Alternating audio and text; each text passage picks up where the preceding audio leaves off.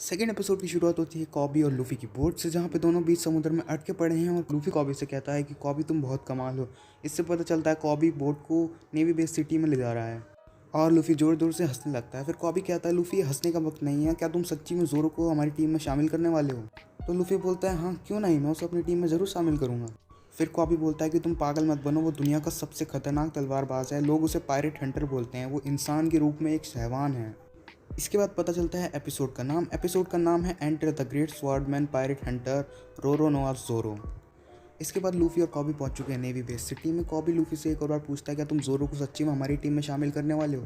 तो लूफी बोलता है हाँ क्यों नहीं, मेरे को लगता है वो अच्छा आदमी है। इस बात पे कॉबी भड़क तो कहता है कि उसे अरेस्ट ही इसलिए कर रखा है क्योंकि वो बहुत हैवान आदमी है। फिर लूफी एक अनजान आदमी से पूछता है कि जोरो को कहाँ पर अरेस्ट कर रखा है। ये बात सुनकर जितने भी उधर सारे लोग होते हैं वो सारे डर जाते हैं और लूफी से दूर हट जाते हैं।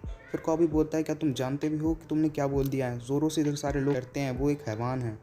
फिर कॉबी बोलता है हमें डरने की कोई ज़रूरत नहीं है क्योंकि कैप्टन मॉर्गन उस बेस के लीडर हैं। कैप्टन मॉर्गन का नाम सुनते ही जितने सारे लोग हैं वो और ज़्यादा डर जाते हैं और दूर हट जाते हैं। फिर कॉबी लूफी से बोलता है ये सब लोग कैप्टन मॉर्गन के नाम से क्यों डर रहे हैं, वो तो एक बेस के लीडर हैं।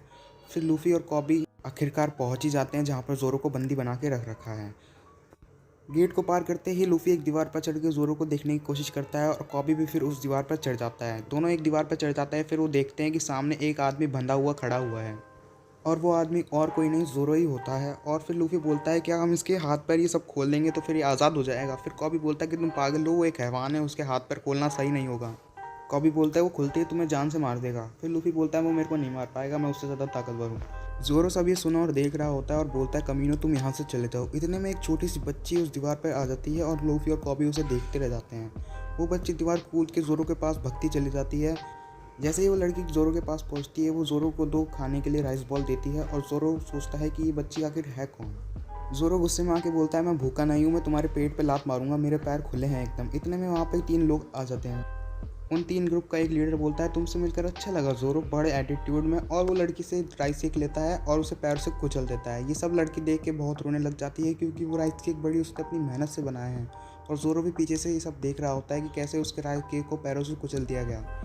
फिर वो आदमी कहता है कि बंदी लोगों को खाना खिलाना मना है और तुम्हें जान से मार दिया जाएगा अगर तुमने ऐसा करा। तुम जानते नहीं हो मेरा बाप कौन है, वो इधर का लीडर है। ये सब देखकर कॉबी को पता चलता है कि कैप्टन मॉर्गन का बेटा है ये। और फिर कैप्टन मॉर्गन का बेटा कहता है कि इस बच्ची को फेंक दो इधर से। तो वो कहता है ये छोटी सी बच्ची है, तो बोलता है मेरे ऑर्डर मानो। वो मोटा आदमी उस बच्ची को फेंकने वाला होता है। जैसे ही उसको फेंकता है वैसे ही लूफी उसको बचा लेता है बाहर। बच्ची बड़ी बाल बाल बचती है। फिर कॉबी उसे संभालता है और कॉबी उससे पूछता है कि तुम्हें चोट तो नहीं लगी? और फिर उधर जोरो का सीन दिखाया जाता है हमें। जोरो को आदमी कहता है क्या तुम सच्ची में ज़िंदा रहने वाले हो? जोरो इस बात का जवाब देते हुए कहता है कि बस 10 दिन बचे हैं, फिर 10 दिन बाद देखना मैं तुम्हारा क्या करूँगा। ये सब सुनने के बाद वो आदमी चले जाता है। इतने में लूफी पता चलता है कि ग्राउंड में पहुंच चुका है जोरो के बाद पहुंचने के बाद लूफी कहता है मैं तो बिना खाने के 3 दिन भी नहीं रह सकता। फिर ये सब सुन के जोरो बोलता है मैं तुमसे ज़्यादा ताकतवर हूँ, इसलिए मैं बिना खाने के 3 दिन तो क्या कितने भी रह सकता हूँ। फिर जोरो बोलता है वो पड़ा हुआ राइस केक मेरे को उठा के दो। फिर लूफी बोलता है क्या ये राइस केक? ये तो बिल्कुल ख़राब हो चुका है, उसने इसको पैर से बुरी तरह से कुचल दिया है। जोरो चिल्लाते हुए कहता है जितना बोला है उतना करो। लूफी जोरो के मुंह में वो राइस केक डाल देता है और जोरो खा लेता है उसको। फिर जोरो खाने के बाद कहता है कि खाने के लिए शुक्रिया। ये सब देख के लूफी समझ होता है कि जोरो दिल का बुरा आदमी नहीं है। फिर लूफी उधर से चला जाता है और फिर उस लड़की को बताता है कि उसने एक एक दाना खाया तुम्हारे बनाए हुए राइस केक का। कॉबी उस लड़की से पूछता है क्या तुम जानती हो कि जोरो बुरा आदमी है? फिर लड़की बोलती है नामुमकिन, जोरो एक बुरा आदमी हो ही नहीं सकता। फिर लड़की बताती है कैसे उसकी माँ के होटल में मॉर्गन का बेटा गुंडागर्दी करने पहुंच गया था और जोरो भी वहीं पे मौजूद था। ये सब देखकर जोरो को बहुत गुस्सा आ जाता है और तलवार दिखा के मॉर्गन के बेटे को बोलता है कि तुम इन लोगों को क्यों परेशान कर रहे हो। मॉर्गन का बेटा कहता है तुम जानते नहीं हो मेरा पाप कौन है, मेरा पाप इधर का लीडर है, वो तुम्हें जान से मार देगा, और अगर तुम इस लड़की को बचाना चाहते हो इसके हिस्से की सज़ा तुम खुद क्यों नहीं रख लेते? फिर जोरो कहता है ठीक है, इसके हिस्से की सज़ा मैं खुद रखूँगा और बिना खाना पानी के रहूँगा। वो लड़की लूफी को रोते रोते ये सब बताती है कैसे उसकी जान बचाने के लिए और उसकी माँ की जान बचाने के लिए जोरो ने ये सब किया। फिर हमें प्रेजेंट टाइम का सीन बताया जाता है जहाँ पे मॉर्गन का बेटा वापस गुंडागर्दी करने पहुंच चुका है उस लड़की के होटल में प्रेजेंट टाइम में, और वो होटल में ऑरेंज बाल वाली लड़की भी है। मॉर्गन का बेटा उधर सब कहता है कि जोरो को कल मैं मार दूंगा जान से, उसको 10 दिन भी जिंदा नहीं रहने दूंगा। और फिर लूफी ये सब देख रहा होता है गुस्से में। जोरो को मारने की बात सुनकर लूफी को इतना तेज गुस्सा आता है कि वो एक मॉर्गन के बेटे के बहुत तेज पंच मारता है और उसे वहीं पे डाउन कर देता है। पीछे से कॉबी आता है और लूफी को संभालता है और फिर मॉर्गन का बेटा रोते रोते कहता है कि तुम मेरे बाप को जानते नहीं हो, मैं भी तुम्हें भी मरवा दूंगा उससे कह के। इतने में हमें ज़ोरो का सीन दिखाया जाता है जहाँ पे ज़ोरो बहुत ही दुखी है और अपने पास में जी रहा है, जहाँ पे वो पास में देख रहा है ज़ोरो है और एक है ना नीले बाल वाली लड़की है। वो दोनों तलवारबाजी कर रहे हैं और हमेशा की तरह नीले वाली लड़की ज़ोरो को हरा देती है और ज़ोरो से बोलती है कि तुम्हें और ताकतवर बनने की ज़रूरत है। अपनी ये पुरानी बातों को याद करके ज़ोरो बहुत ही दुखी हो जाता है और अचानक से एकदम खुश हो जाता है और बोलता है मैं यहाँ पे नहीं मर सकता। अचानक से ग्राउंड में वापस लूफी आ जाता है और ज़ोरो बोलता है तुम वापस कैसे आ गए। ज़ोरो बोलता है तुम्हारे पास आखिर में कितना फ्री टाइम है। फिर लूफी बोलता है मैंने डिसाइड कर लिया है कि तुम मेरे क्रू में भर्ती हो रहे हो, मैं तुम्हें अपने क्रू में भर्ती करूँगा। लूफी की बात सुनकर ज़ोरो एकदम भड़क जाता है और बोलता है आखिर तुम होते कौन हो अपने हिसाब से फैसला लेने वाले कि मैं तुम्हारी टीम में आऊँगा या नहीं। फिर बोलते हैं अरे हाँ तुम तो तलवार से लड़ते हो ना, अगर मैं तुम्हारी तलवार तुम्हें वापस ला दूँ तो तुम मेरी टीम को ज्वाइन करोगे। फिर ज़ोरो वापस गुस्सा होता है, बोलता है मैं नहीं करूँगा। फिर लूफी भगते हुए बोलता है मैं तुम्हारी तलवार अभी लेके आता हूँ। फिर ज़ोरो बोलता है तुम गलत दिशा में जा रहे हो। तो ये बात सुनकर लूफी अपने अंदाज में अपने हाथ लंबे करता है और दूसरी डायरेक्शन में चला जाता है। ये सब देख के ज़ोरो हैरान हो जाता है कि आखिर ये इंसान भी है या क्या है। इसके बाद नेवी बेस का सीन दिखाया जाता है जहाँ पे एक स्टैचू को रस्सियों से उठाया जा रहा है। उसके बाद मॉर्गन का बेटा चिल्लाते हुए आता है कि एक बंदे ने मेरे पे हाथ उठाया। मॉर्गन का बाप इसको सुन के बहुत गुस्सा होता है, बोलता है कि तुम पिटने लायक ही हो। फिर मॉर्गन का बाप बोलता है मैं उम्मीद करता हूँ तुमने उस छोटी बच्ची को मार दिया होगा। फिर मॉर्गन का बेटा बोलता है क्या तुम पागल हो गए, वो छोटी सी बच्ची को मार के सिर पे पाप कौन लेना चाहेगा। फिर मॉर्गन का बाप अपने सैनिकों को ऑर्डर देता है और बोलता है वो छोटी सी बच्ची को जल्दी से मार के आओ। फिर लूफी को दिखाया जाता है जो ज़ोरो की तलवार ढूंढते ढूंढते यहाँ तक पहुँच गया। लूफी अपने हाथ लंबे करता है और बेस की छत पे पहुँचा देता है। लूफी फिर गम गम करता है और थोड़ा ज़्यादा जोर लगा देता है, इसलिए वो हवा में उड़ जाता है।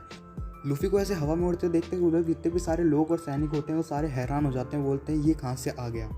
लूफी की वजह से उस स्टैचू का दूसरा हिस्सा पूरी तरह से टूट जाता है और तबाही मच जाती है। और फिर लूफी उसको देख के बड़े परेशान होता है और बेस के लीडर को बोलता है सॉरी। ये सब देखकर और ये सब सुनकर और लूफी का सॉरी सुनकर जो मॉर्गन का बाप जो कि बेस का लीडर है वो बड़ा गुस्से में जाता है और उस लूफी को मारने का ऐलान देता है। इतने में लूफी उसको ढूंढ लेता है मॉर्गन के बेटे को और बोलता है मेरे साथ चलो और ज़ोरो की तलवार बताओ कहाँ पर रखी है। और लूफी मॉर्गन के बेटे को लेकर वहाँ से भाग जाता है। दूसरा सीन हमें दिखाया जाता है वो ऑरेंज बाल वाली लड़की का जो जांच पड़ताल कर रही है और जासूसी कर रही है। फिर हमें सीन दिखाया जाता है ज़ोरो का, जहाँ पे कॉबी ज़ोरो को खोल रहा है और बोल रहा है कि लूफी तुम्हारी जान बचा रहा है और तुम्हें भी लूफी की जान बचानी चाहिए क्योंकि वो बहुत ही अच्छा आदमी है। कॉबी ज़ोरो से बोलता है कि तुम्हारे लिए लूफी ने नेवी को अपना दुश्मन बना लिया और नेवी वाले लूफी के पीछे पड़े हैं। जैसे ही ज़ोरो की रस्सी खुलने वाली होती है वहाँ पे बहुत सारे सैनिक आ जाते हैं और बंदूक तान देते हैं। दूसरा सीन हमें दिखाया जाता है मॉर्गन के बेटे के कमरे का, जहाँ पे लूफी मॉर्गन को मारते मारते उसके कमरे में ले आया है और मॉर्गन से पूछता है कि ज़ोरो की तलवार इसमें से कौन सी है। इतने में हमें दूसरा सीन दिखाया जाता है जहाँ की सैनिक अभी भी ज़ोरो पे बंदूकें तान के खड़े हैं और ज़ोरो और कॉबी बड़ी मुश्किल से उधर बच भी नहीं पा रहे हैं। और फिर मॉर्गन भी वहाँ पे आ जाता है। फिर ज़ोरो मन ही मन सोचता है कि मैं यहाँ पे नहीं मर सकता क्योंकि ज़ोरो ने एक लड़की से प्रॉमिस कराई। वो लड़की कौन है यहाँ पे वो तो नहीं बताया, पर उस लड़की के बाल नीले हैं। फिर ज़ोरो सोचता है मैं यहाँ पे नहीं मर सकता। वो लड़की ज़ोरो को मन ही मन बोलती है कि तुम अभी भी कमज़ोर हो ज़ोरो। फिर जो मॉर्गन के सैनिक होते हैं वो गोलियाँ चलाना शुरू कर देते हैं। जैसे ही गोली चलती है वैसे ही लूफी गोलियों के आगे आ जाता है, पर गोलियां लूफी का कुछ नहीं बिगाड़ पाती। गोलियां लूफी के शरीर के अंदर जाती है और वापस बाहर निकल आती हैं। ये सब देखकर ज़ोरो बड़ा हैरान हो जाता है और बोलता है कि तुम इंसान भी हो या क्या हो। कॉबी भी इस बात से बड़ा हैरान है कि गोलियां भी लूफी का कुछ नहीं बिगाड़ सकती। बड़े शौक में आकर ज़ोरो पूछता है कि आखिर तुम हो कौन। फिर लूफी बोलता है मेरा नाम है मंकी डी लूफी, जो इस दुनिया का पायरेट किंग बनने वाला है। जैसे ही लूफी अपना डायलॉग बोलता है वैसे ही सेकंड एपिसोड भी खत्म। जाते जाते इस वीडियो पे एक लाइक दे जाना, जिससे मेरे को अच्छा लगेगा। अगर आपको वीडियो में कुछ इंप्रूवमेंट करवानी है अगली बार से तो कमेंट सेक्शन में आप बता सकते हैं। और अगर आपने मेरे चैनल को सब्सक्राइब नहीं किया है तो आप आराम से कर सकते हैं 2-3 एपिसोड देखने के बाद। तब तक के लिए बाय।